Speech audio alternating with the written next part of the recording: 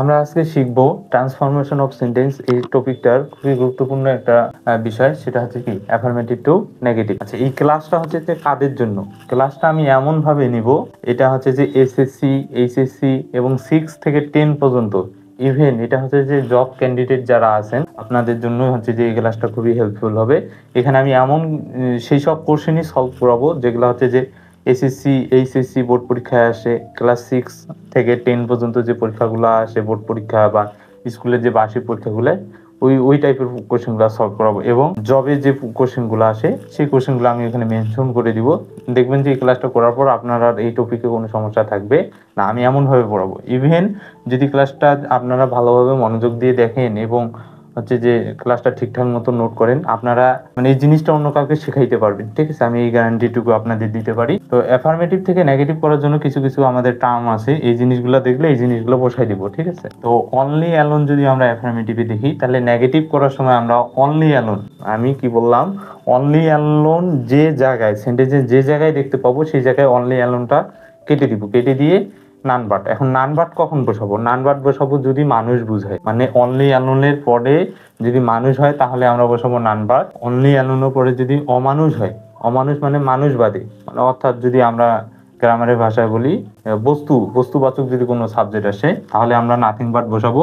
Not more than, not less than দুইটাই একই জায়গায় বসানো যায়, তবে স্পেসিফিকভাবে নট মোর দেন যদি সংখ্যা বা বয়স বোঝায় তখন আমরা বসাবো নট মোর দেন। এবং যদি পরিমাণ বোঝায়, কি বোঝায়? পরিমাণ, তাহলে আমরা বসাবো নট লেস দেন। আশা করি জিনিসটা আমরা বুঝতে পারছি। তারপর 2 নাম্বারটা কি বলতেছে? হ্যাভ টু, হ্যাজ টু এবং যদি মাস্ট থাকে তাহলে আমরা কি বসাবো? Can not but. Can not বাটের পরে ভি1 বসে। আর ক্যান নট হেল্প যদি আমরা বসাই ক্যান নট বাটের জায়গায়, তাহলে ভার্বের সাথে কি যোগ হবে? আইএনজি যোগ হবে। আমরা যখন প্র্যাকটিস করবো তখন কিন্তু এগুলো বুঝতে পারবো। আচ্ছা, হ্যাড টু যদি থাকে সেম ভাবে এগুলো হচ্ছে ভি1, হ্যাড হচ্ছে কি ভি2। কি পাস্ট টেন্সে চলে গেছে, এগুলা প্রেজেন্ট টেন্সে আছে বিধায় ক্যান হয়েছে।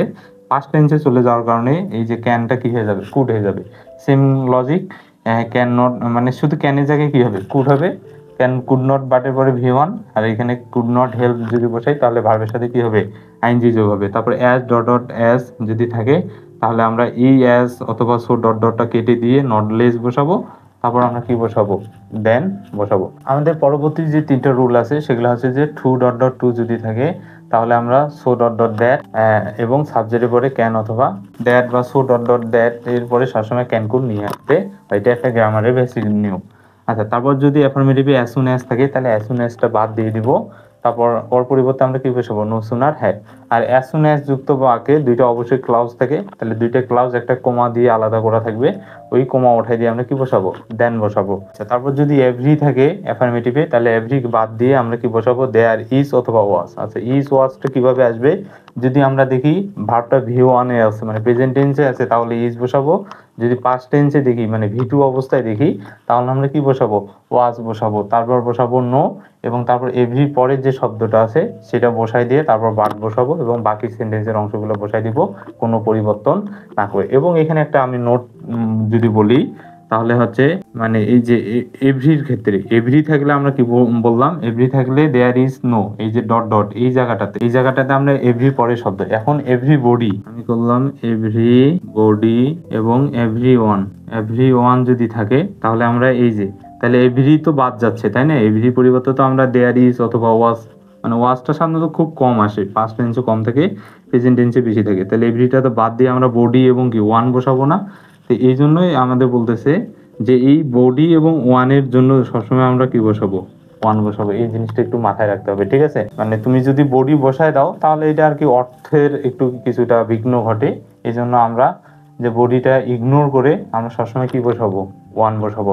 এখন এই যে এটা হলো নিয়ম নাম্বার 1 বা চোরামি বুদ্ধি 1 যাই বলি না কেন, এটা এখন এগুলা বক্সের এই যে নিয়মগুলো যদি কমন না আসে তখন আমরা কিভাবে হচ্ছে যে অ্যাফার্মেটিভ থেকে নেগেটিভ, উপরের বক্সের নিয়ম যদি কমন না পড়ে তাহলে আমরা কিভাবে অ্যাফার্মেটিভ থেকে নেগেটিভ করব? তার নিয়ম হচ্ছে যে এটা, যে যদি উপরের বক্সের নিয়ম যদি কমন না পড়ে তাহলে অক্সিলারি ভার্ব অনুযায়ী ডোন্ট, ডাজেন্ট, ডিডেন্ট বসাবো। মানে ভি1 যদি থাকে বা প্রেজেন্ট টেন্সে থাকে তাহলে ডোন্ট অথবা ডাজেন্ট, আর যদি পাস্ট টেন্স অথবা ভি2 অবস্থা থাকে তাহলে কি হবে? ডিডেন্ট বসাবে। এখন আমরা তো এটা বুঝলাম। এখন যদি আমাদের সেন্টেন্সে অ্যাম, ইজ, আর, ওয়াজ, ওয়্যার বা modal auxiliary have, has, had এই জিনিসগুলো দেওয়া থাকে তাহলে আমরা ওদের সাথেই কি নট লাগাই দিয়ে দিব। ঠিক আছে, না মানে কি এম থাকলে এম নট, ইজ থাকলে ইজ নট, আর থাকলে আর নট, হ্যাভ থাকলে হ্যাভ নট, হ্যাজ থাকলে হ্যাজ নট, এই যে এইভাবে জিনিসগুলো করে দিব। আর যদি না থাকে তাহলে আমরা ডোন্ট, ডাজেন্ট, ডিডেন্ট মানে ভি1 আর ভি2 যদি দেখি তাহলে ওগুলো বসাবো। এবং সাথে আরেকটা কাজ করা লাগবে, সেটা হচ্ছে যে অ্যাডজেক্টিভ, সেন্টেন্সে তো অবশ্যই অ্যাডজেক্টিভ থাকবে।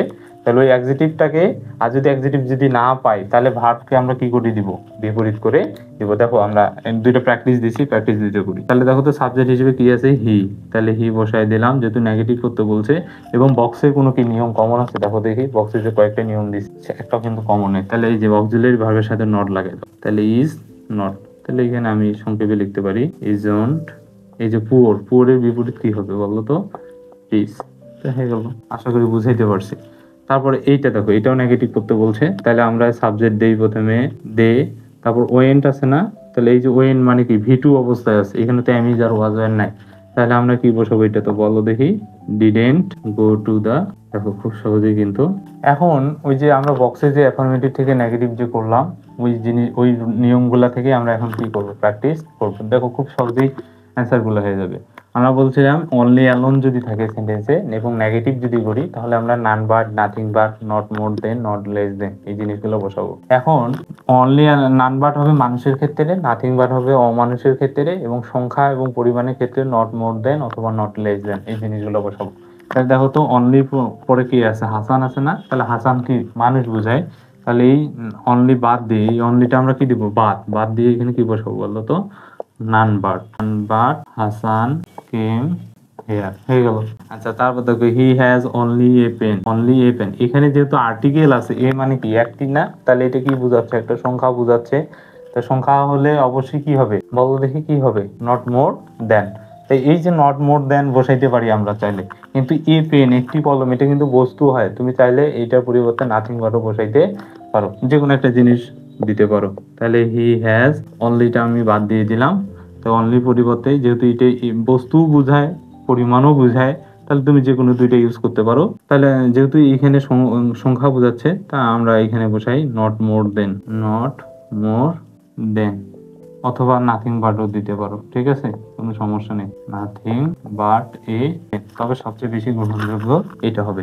আচ্ছা দেখো he is only 10 years old, এবার দেখো তো এই যে 10 বছর, এটা একদম স্পেসিফিক ভাবে অনলির পরে কি বোঝাচ্ছে, সংখ্যা বোঝাচ্ছে না, যেহেতু এটা সংখ্যা বোঝাচ্ছে, তাহলে তুমি কি করতে পারো বলো তো, হি ইজ অনলিটা বাদ দিবা, এর পরিবর্তে তুমি কি বসাবা, নট মোর দেন 10 ইয়ার্স